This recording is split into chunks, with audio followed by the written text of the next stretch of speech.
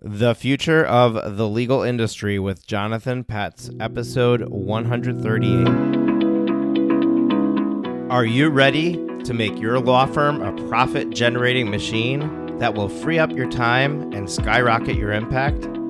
With more than 2 decades of business growth experience and having proven that you can be successful while prioritizing your family and your impact, introducing the Profit with Law podcast.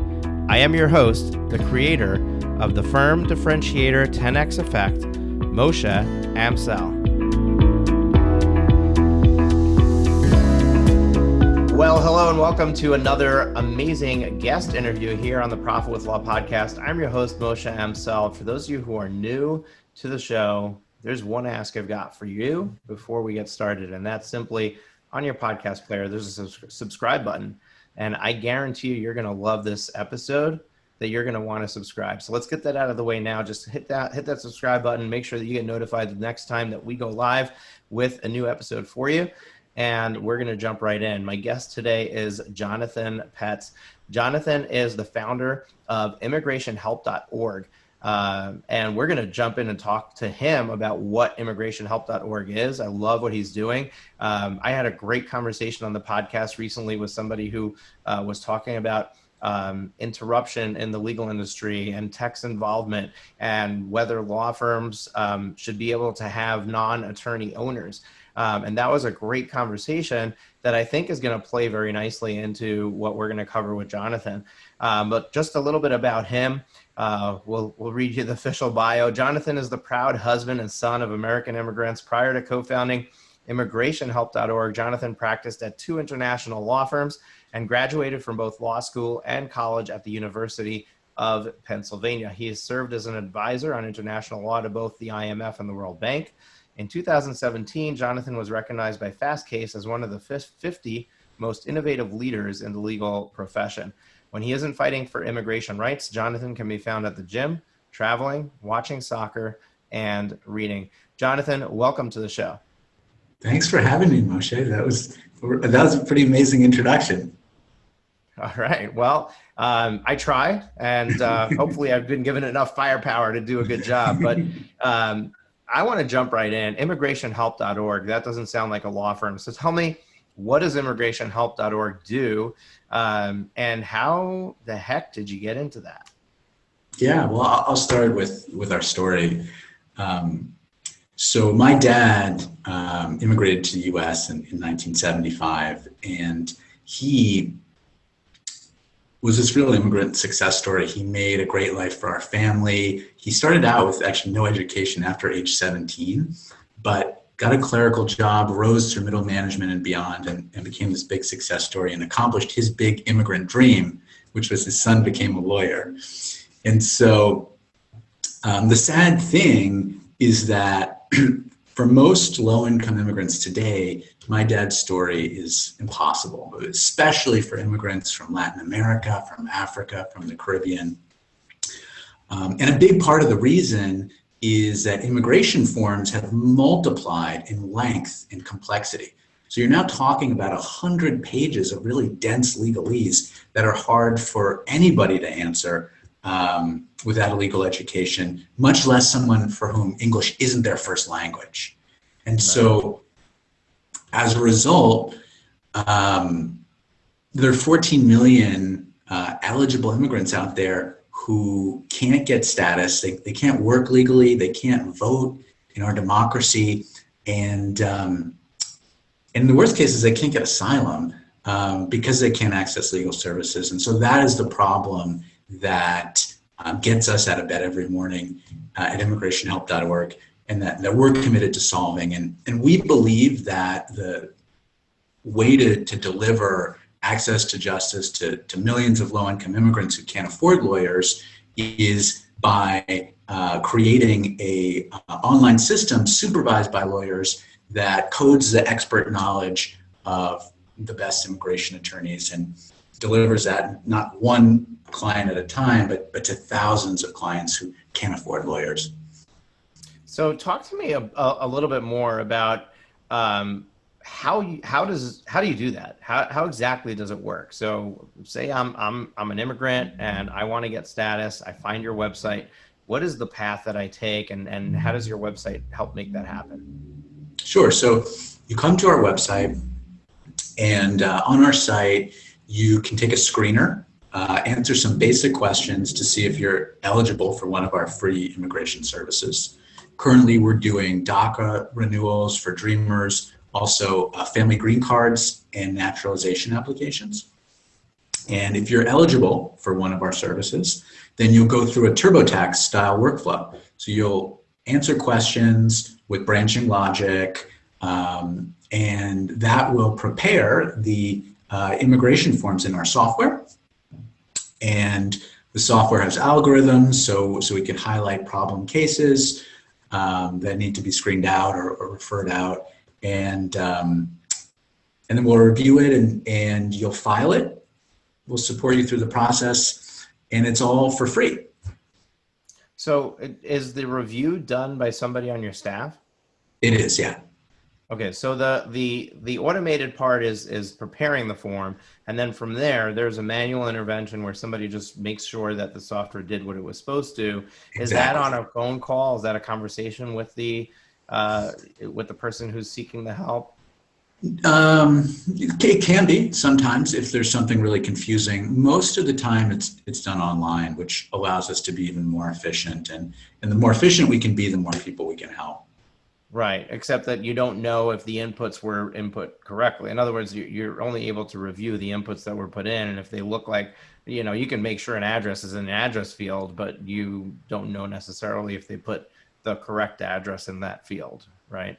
Yeah, I mean that's true. Even if you're hiring an immigration lawyer, right? They're not going to know if I misstated my address from 4 years ago when I was living in New York. So that is true, but what the software can do is it can see where there are multiple answers that are mutually inconsistent or that look like a problem. You answered this here, you answered that there, that could mean trouble. So what did you mean by that? Mm-hmm. Wow. So software like this is not built overnight. How long have you been working on creating this application? About a year. I actually had experience building access to a similar model, nonprofit model for folks in consumer bankruptcy called Amsel. Mm-hmm. And so now this is our second rodeo building a system like this. We made so many mistakes the first time. And so thankfully, with a lot of those mistakes, not all of them, we don't have to make a second time. Yeah, well, that's the beauty of mistakes. And I tell, people who are listening to the show know I talk about this all the time. My mentor tells me action creates clarity. And that's why if you look at successful business owners, successful law firm owners, they're the ones who are the go-getters. They're, when they learn something new, they immediately go and they put it into action. And the people who are struggling are the ones who are like sitting there analyzing the possibilities of failure, right? Yeah. And what happens is that when you do something, you find out very quickly if it worked or not. And then you find out, you don't have to stress about it. If it worked, great. Yeah. If it didn't, back to the drawing board, try something else. So I love that you went through it, you learned a bunch of things, and now you're going through it again, and it's just a much easier process. How in the world are you financially backing this? You have are there specific entities in the immigration world that are putting money behind it? How do you go about that process? Are you the fundraiser? So we're a foundation. Long term, we have a plan to become sustainable from earned revenue with having sort of a freemium model for higher income immigrants. But right now we're funded by foundations. So Harvard University is one of our biggest funders. We came out of there. Fast Forward, which is a Silicon Valley based accelerator for tech nonprofits. Also Google.org is a funder. So yeah, that's one of the amazing things about America is there are these there are people who have made billions of dollars, and they want to support initiatives to make the world a better place, and so they create foundations to fund initiatives like ours. Yeah, that's great. And to be clear, I'm in the process of creating my own foundation. It's called the Moshe Amsel Foundation. But the intention is to be able to have access to grants to continue to bring additional and more free information to my audience. There's a fine line between educating and marketing. And there's only so much educating I can do in the name of marketing, that I can just bankroll myself. Doing that helps, really helps get access to other means of continuing that education. And it probably opens other doors too. I noticed that a number of your staff members are Harvard students, or, and I imagine that those two are not mistakes, that the fact that you're getting money from Harvard and they're providing people is probably related to each other. So it probably opens other opportunities when you do that. For sure. All right. So I love the idea of creating this, this do-it-yourself system for people who can't afford it. I have a couple of questions from that. First, why isn't everybody using that? And second, how do all of your friendly immigration lawyers feel about it? Yeah, well, so there's two things. One is we have to screen out more complicated cases. There's definitely a lot of cases you definitely need an immigration lawyer for. If you're in removal proceedings, if you have past arrest, past immigration fraud issues, like, you're not a good fit for our software, and we tell you that. You need a lawyer. Most of the people that are using our software are people that couldn't afford and wouldn't be using an immigration lawyer anyways. It's about 60% of folks filing immigration applications are doing it pro se. So that's really our user base. In terms of how people find, why isn't everyone using us? And so my hope is in the future, every low-income immigrant who can't afford a lawyer will be using us. But outreach is really hard. That's the hardest thing. You can have the best service in the world, but if nobody knows about it, you're not going to help anyone. Yeah, absolutely. Well, I will tell you that we had Sid Pedinti here on the podcast, and I'm going to quickly go and check what the episode number was. Are you familiar with him? Have you heard of him before? I'm not. So he's an attorney who has now niched into the practice area of helping people create nonprofits. But he's taken it to the next level, which is, and I'm distracted here trying to find the episode for you. But actually I have a better way of doing it instead of looking on my phone. I always look on my phone and then I'm like, I do have a search bar on my website that I can simply look on and check it. But basically what he does is he helps you create a nonprofit, and then he helps you get a Google grant. So Google has a grant for nonprofits that gives you $10,000 a month of free marketing on their platform. So not only do they help you get your nonprofit, but they also help you with getting that grant, and they help you with getting your first campaign started. So you don't have to know anything about, you don't have to know anything about Google marketing, and you don't have to, have a background. Basically everything is done for you. Now, obviously you're already a nonprofit. I don't know if you'll need their services, but for the folks who are listening, it's episode 108, and you can go to profitwithlaw.com/108, and it's called Free Marketing. Sign me up with Sid Pedinti. So in all, transparency, I'm using Sid myself. We're in the process. We're waiting for our IRS paperwork to come back. But there's definitely opportunities for you to also apply for money from the major social media advertisers to get some ad space that you don't have to pay for. to help spread the word. So in case you didn't know about that, I'll bring the value to the conversation here for you. Yeah, really, it's a really great program. So, all right, people are finding out about it. People are using it. People are getting free help. Immigration lawyers they can get the more complicated cases. Are you setting up a network of immigration lawyers so that you can do that handoff when somebody doesn't meet the criteria? You say, hey, our software is not going to be able to do it for you, but we're going to put you in touch with one of our partners who we work with and in your area, and here's their name and phone number. Or even better, would you like us to make that introduction for you and then bring them together?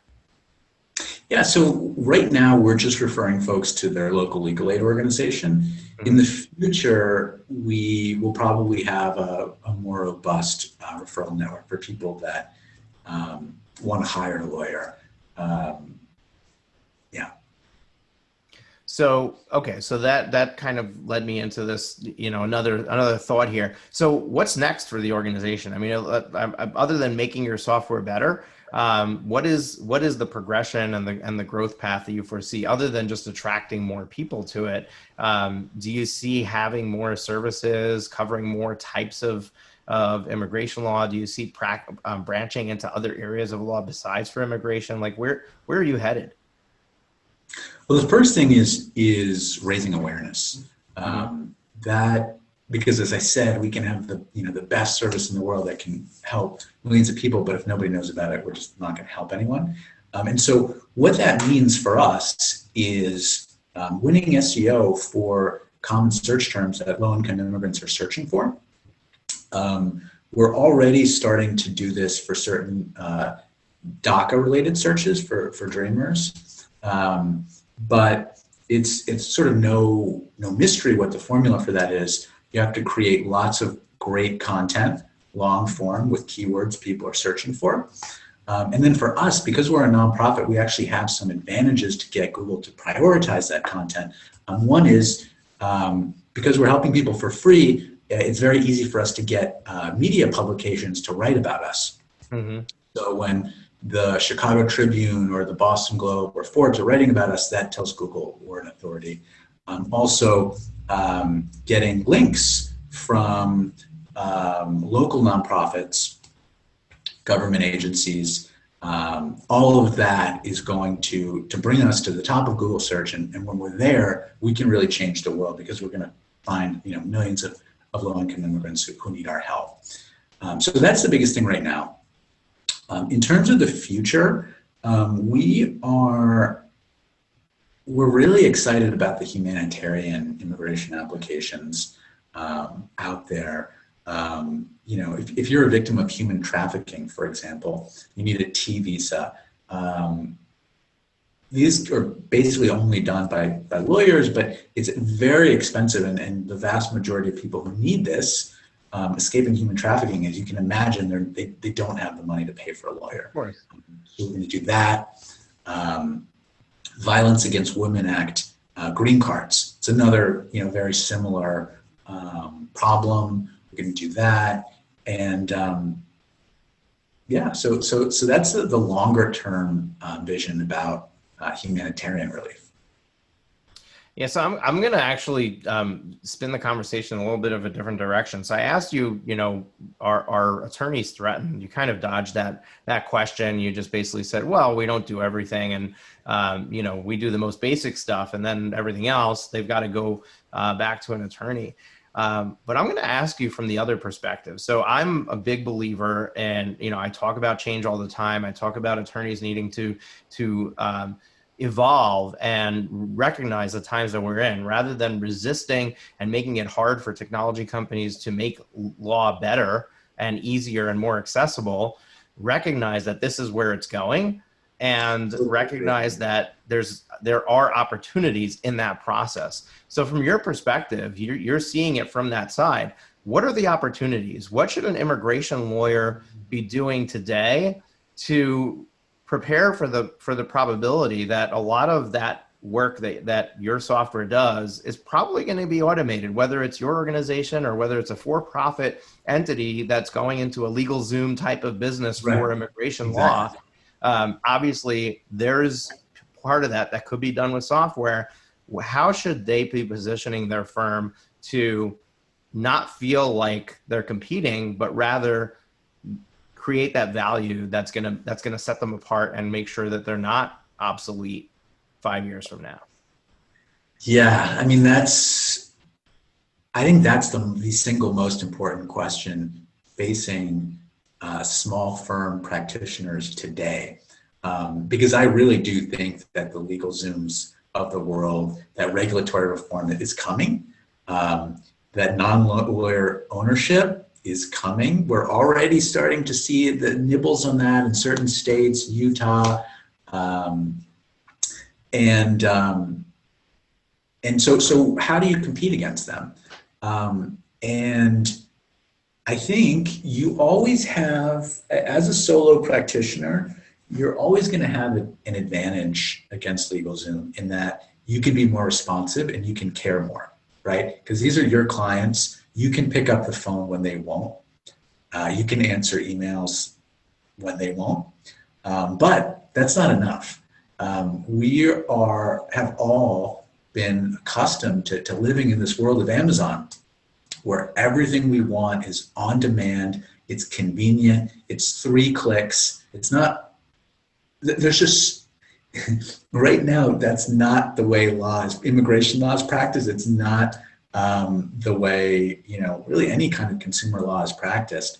And so there's so many of these little things, calendaring, online payments, streamlining document uploading, streamlining online intake, all of these little things you can add together, and they may seem small, but when you add them together, they compound and they create just a much more easy and fluid user experience that people are going to demand.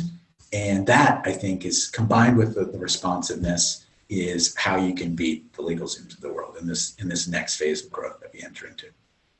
Yeah, I think it's going to be more than that, Jonathan. I honestly think that we're already in that transition right now where, so many law firms are already accepting payments automatically. They're already doing, they've got the CRMs in place. They've got their practice management software.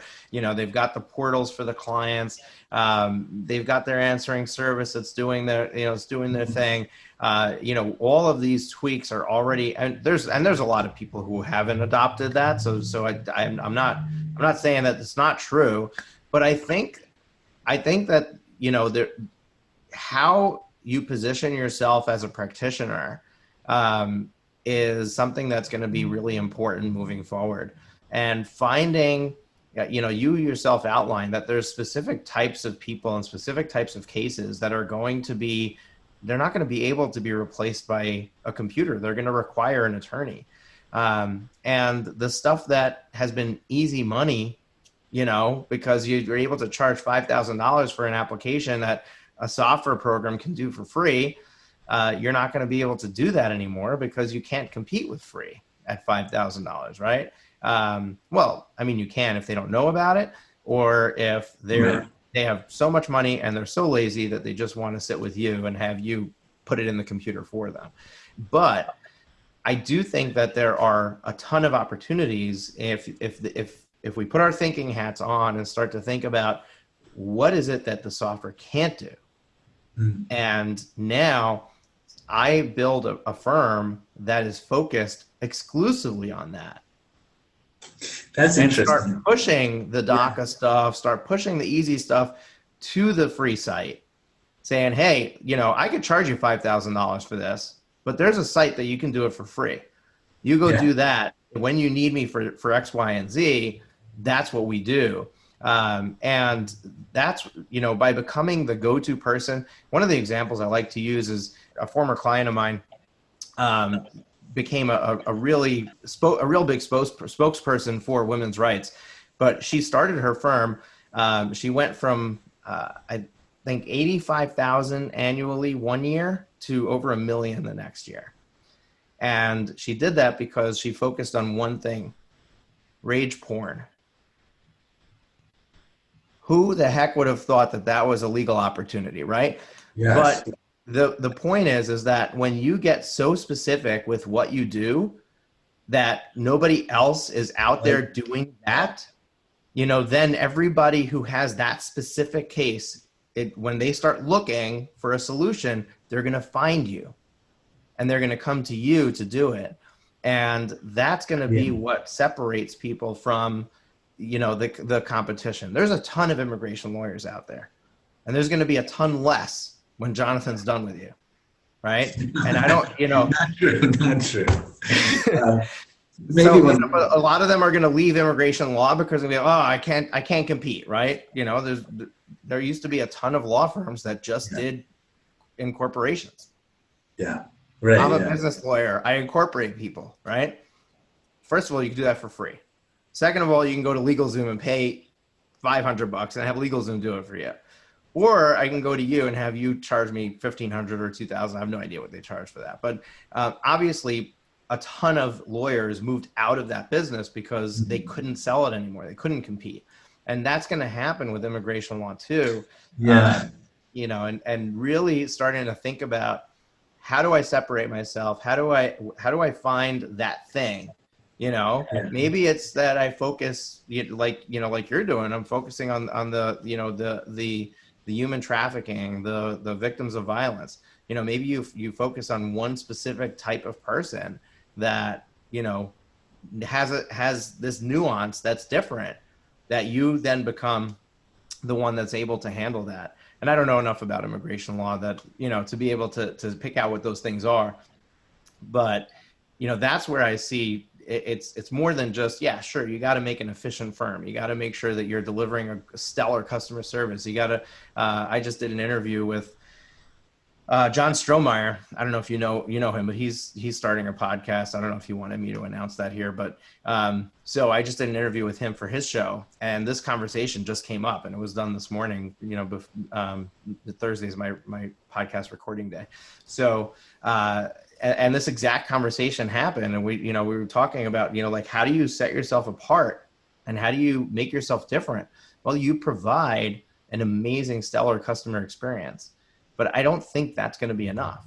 Like, I don't think that when technology replaces what you're doing, that the fact that you call somebody back right away, or that you send them a gift basket in the mail, or that you anticipate their needs before they happen is going to be enough, except for the uber wealthy that, that really is they're just looking for somebody to do it for them.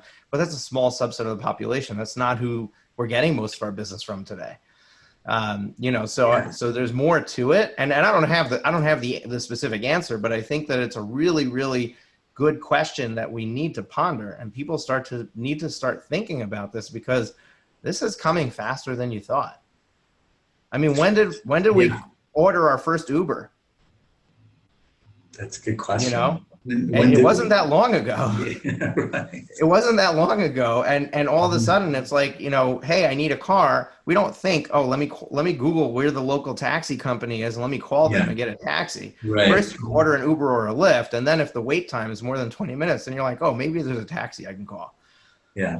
That's a great one. And that's what's going to happen. It's going to be like, okay, let me first find the free service or the software that I could pay $500 for. And if that doesn't work, if that doesn't meet my needs, then I'll look for an attorney. Yeah, exactly. And there's always going to be opportunities that, like you say, that technology can't reach in every practice area. And so I think you're right that building a niche around something hyper specialized is a really great strategy. All right, awesome. So let me ask you this: you've got some students that are working for you. Is there like a secret sauce to find people like that to put on your team, or is that really tied to the fact that you're a foundation? Yeah, no, the secret sauce is you have to have a mission that people want to be part of, right? Our mission is we're changing the world for low-income immigrants who want to find freedom and opportunity and love in the U.S., but they're boxed out from inability to afford to access our legal system. So, being a nonprofit, we have an unfair advantage in creating a mission that can attract so many talented people. But for so many areas of the law, if you have, you're helping people, right? You're changing people's lives. And so leaning into that, I think, is really important for recruiting talented people to work for you. And that's an everyday thing. Like we actually, every day we start our day with a meeting, 5 minutes. Everyone says what they're doing for the day, but we always start saying what our mission is as an organization. And we say it different ways, how it's emotionally resonating with us. But that's the way we always start our day. And that is, I think, really attractive for people to be part of. I love that. I love that idea. I'm going to steal it because I mean, we've got a mission clearly dialed in here, and we've got our core values, and but I didn't think about starting every meeting with repeating what our mission statement is, and reminding everybody about it. So yeah, it's a great idea. I'm going to steal that for sure. It's even better when you empower the teammates to say it like their way. Right. Yeah. Awesome. Yeah, I did notice the diversity of the staff on your website. That when I was looking at it, I said, this, it really lends to what you're trying to do, is, the fact that you have people that are, from all over the place, really. Yeah. Yeah, diversity is so important for the problem we're working on, right? Our users are coming from all over the world: Latin America, Africa, the Caribbean, Asia, and so we're really working hard. My dad was a European immigrant, which is different. So we're really working hard on building a team that can mirror the life experience of our users. Yeah, and I love, on your website, so folks, it's immigrationhelp.org. I love the simplicity of the user interface. It's clean. It's it's really clear. This is the next step to take. Click this green button. This is what we do. It's just you've done a great job with just keeping it simple. I think sometimes we tend to overcomplicate things and make it more complicated than it needs to be. Yeah, I'm definitely guilty of that as a lawyer, and I have a really talented co-founder who kind of handles our tech stuff, and so that's solely due to them. But simplicity is key. I agree.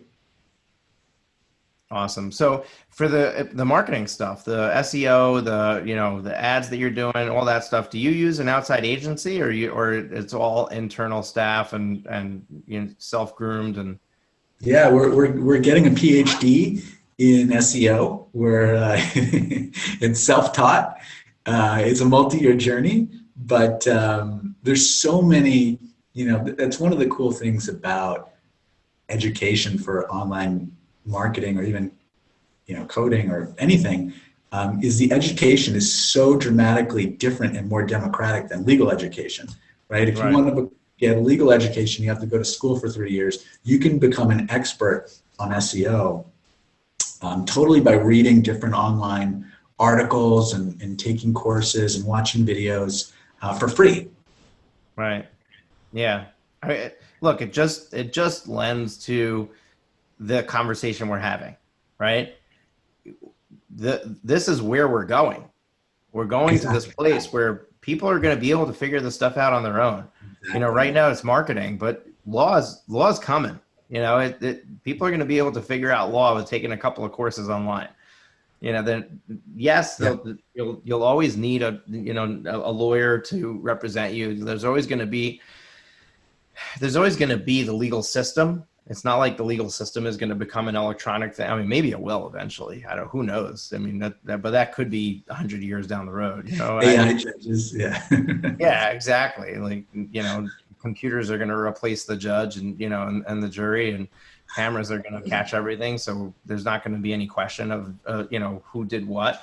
No, but getting away from sci-fi, the reality is that education is going to be there for the simple stuff for sure. That, you know, how to do things yourself, and you know what tools to use, and the tools will be there. So there's no point in skirting around the issue. You know, appreciate the fact that, hey, I made it this far, this long into this journey, being able to do everything for my clients, but I got to start realizing that that's not the only way. Back in May, we did a whole series on the podcast, a month long, where we talked about information products. We talked about selling your knowledge and educating people, using that as a free entry point, using it as a paid entry point into your world. And I pitched the idea to my audience as a way of capturing people before they need you, of trying to help them circumvent the necessity of needing a lawyer. And then there's still going to be people who fall through the cracks. There's still going to be people who don't do that. But now that you've provided that first step, they're going to contact you for the next step. So it's going to create more clients for you. But at the same time, you're already profiting from them before they even need you as a lawyer. And, you know, that's another way to look at it and think about it is, you know, how do I create a classroom for, you know, to teach people how to get through this, you know, immigration process without needing a lawyer? Do it yourself. Here, you know, I'll sell you this training for $500, you know, and now you sell that to 10 people and you replaced one of your DACA applicants, and you do enough of those. Those are all pre-recorded videos that you're putting somebody through. Suddenly you don't have to do any work, and you're providing even better service to the people that need it because they don't need you.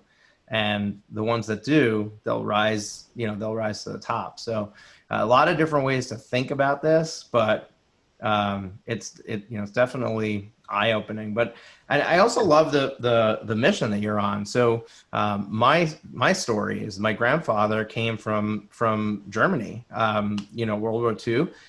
We're Jewish, and he came with his father. His mother got sick right before they got out, and he had twin siblings. I don't remember if the mother got sick or one of his twin siblings got sick, and the twins stayed with his mother, and they didn't make it out. They were killed by the Nazis in the Holocaust. And, you know, he came via Israel, came to the U.S. With his father, and they started with nothing, and, you know, he was a businessman. His father, my grandfather, was 11 years old, but his father was a businessman, taught him, you know, what he knew, that created a business in the jewelry trade. And when he had extra money, he saved that money, ended up getting together with some cousins, and they bought a building on the west side of Manhattan. And that building created the possibility for each of his 36 grandchildren to get their down payment for their first home. That he went and gave. And he also funded our private education for not just us, but also our kids. So his great grandchildren. And being able to be the recipient of that, like when you're first getting married and you're, you know, just starting out in a new life, and all of a sudden, you know, hey, by the way, when you're ready to buy a house, here's $40,000, go get started, you know? Yeah. And it's a game changer. And that's what created the mission that I have, which is we empower all people with wealth creation so that this and future generations can lead a better life. So I love what you're doing because, you know, there's a lot of parallels in our story of, you know, immigration parents and, you know, in my case, it's grandparents. But, you know, they came here with nothing and with the American dream, and we're able to do something with it. And we're looking for the people who haven't been able to be in that seat, haven't been able to be that fortunate, to create that experience for them too. Exactly. That's what gets us out of bed every morning. Yeah. Awesome. This has been a great conversation, Jonathan. And you know what, I really love what you're doing. I can't wait to touch base again sometime in the future and see where it's gone, see where it's taken you. But it's pretty amazing what you've done so far. I'm sure TurboTax wasn't created in a year. So, you know, the fact that you've got this software application, it's up and running and it's working, you know, that says a lot. I'm sure that there's kinks and I'm sure that there's stuff that's being worked out, but that's an ever evolving thing when it comes to software. There's never an end to the bugs you need to fix. But folks, if you want to check it out, go to immigrationhelp.org. And I don't know, Jonathan, do you have anything that you want to share? Any parting thoughts or ideas that you want to share with our audience, or how they can connect with you if they want to pick your brain? I would say I really recommend, we've been talking a lot about the future of the legal profession, what's coming. I would highly recommend this book. It's called The Future of the Professions by Richard Susskind. He is somebody who's been thinking about the future of law for a very long time, at a time when he started in the 80s, and he said lawyers are going to be communicating by email with their clients. They're not going to use snail mail anymore. And everyone said, no, that's outrageous. That would be against the code of professional ethics. That's never going to happen. And we know how that worked out. So he's sort of like a sage of the legal profession. And this book breaks down how technology is going to transform every single area, or many areas of professional service delivery. So 2 thumbs up. Have you met Richard Susskind? I am. Incredible speaker. Yeah, well, I think we're gonna have to get him here on the podcast. You throw a good person my way. We're gonna get him on the show somehow or another. I love it. So, all right, awesome, thanks. So what we're gonna do is, folks, we're gonna link that book up in the show notes. We'll also link up the links to Jonathan's website, to his team, so you can check that out if you'd like. Check out the Learning Center, written by humans for humans. I love that tagline. And you can see what they're doing as far as, SEO goes. Oh, one last thing, Jonathan, I almost forgot to ask you this. I know that you said, hey, we're a foundation, so it's easy for us to get into Forbes and Chicago Tribune and stuff like that. I don't think that has anything to do with the fact that it's a foundation. So what are the steps that you take to get noticed by one of those publications? Well, you have to reach out to them. So we send a lot of emails, and we have really concise emails talking about why what we're doing matters, like how it relates to a bigger issue that's important to a lot of people, the problem we're solving. And I don't think there's any real magic sauce. It's sending a lot of emails and communicating really concisely about why what you're doing is important. Yeah, another lesson in there, guys. Don't give up. You just gotta keep going. You gotta keep doing the outreach, and eventually you get the fruits of your labor answered. So it really is a numbers game. Yeah. All right, I love it. Jonathan, thank you so much for your time and for sharing with us, and really look forward to keeping in touch with you. Folks, check the website out. Read Richard Susskind's book, and we will catch you on the flip side. Have you been enjoying the show? We sure hope so. To make sure you never miss an episode, be sure to hit the subscribe button in your podcast player app.